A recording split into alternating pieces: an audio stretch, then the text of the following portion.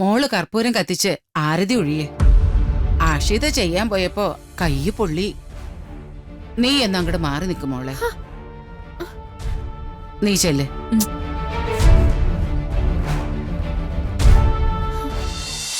നാളെ രാവിലെ 7 മണിക്ക് മിനിസ്റ്ററെ നേരിട്ട് കണ്ട് സംസാരിച്ച് അതിനൊരു തീരുമാനം ഉണ്ടാക്കണം.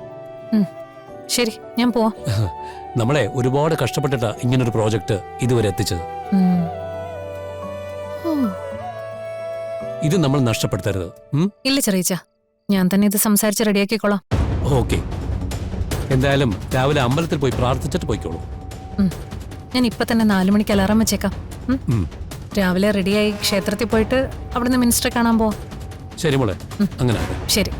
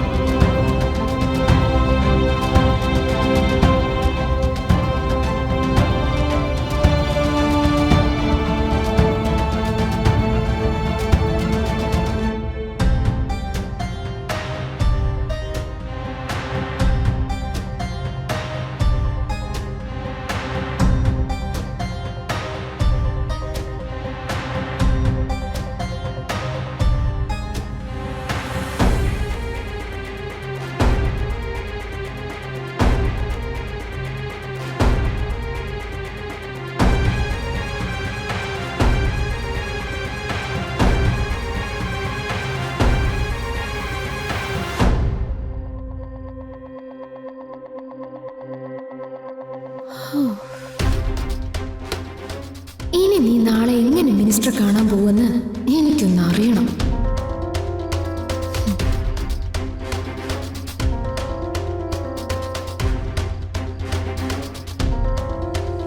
അശി,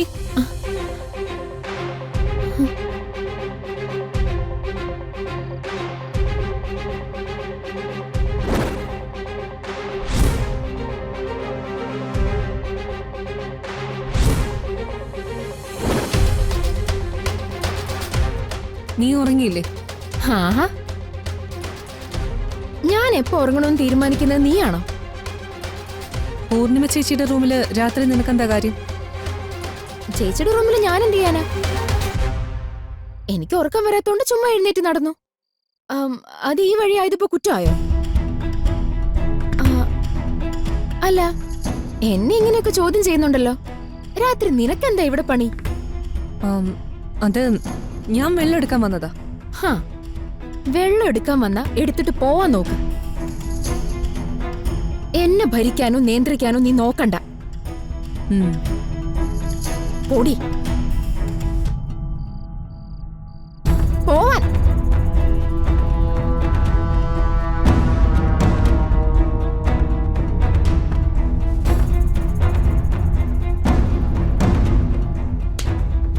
സോറി പൂർണിമേ, നാളത്തെ നിന്റെ മീറ്റിംഗ് ക്യാൻസൽ.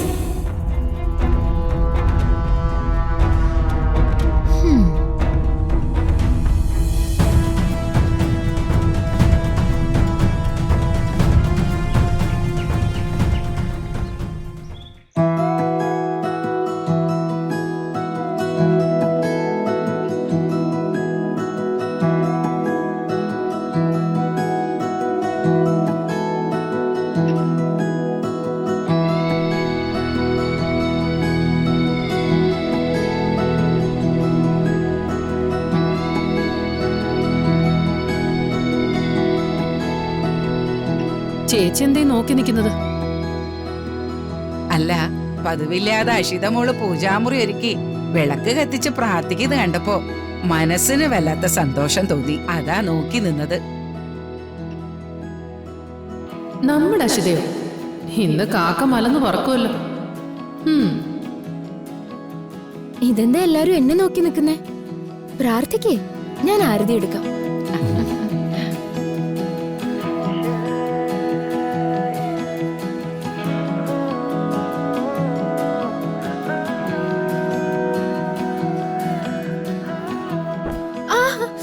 അയ്യോ, എന്റെ കൈ അയ്യോ, പൊള്ളിയമ്മേ. നോക്കട്ടെ.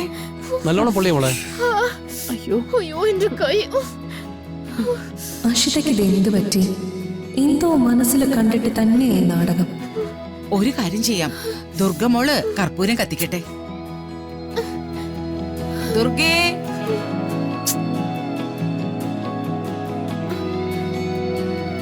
വാ മോളെ. എന്താ മുത്തശ്ശി? മോള് കർപ്പൂരം കത്തിച്ച് ആരതി ഒഴിയേ. ആഷിത ചെയ്യാൻ പോയപ്പോ കൈ പൊള്ളി. നീ എന്നാ അങ്ങോട്ട് മാറി നിൽക്കും മോളെ. നീ ചെല്ല്.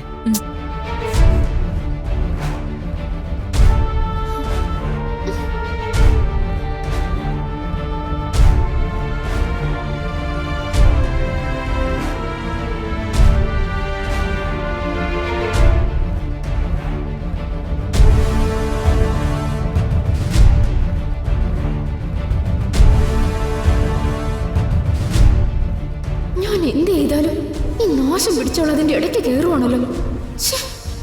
എങ്ങനെയെങ്കിലും എല്ലാവരെയും കൊണ്ട് നല്ലത് പറയിക്കാന്ന് കരുതി ഓരോന്ന് ചെയ്യുമ്പോ എല്ലാം കൊളാവാണല്ലോ.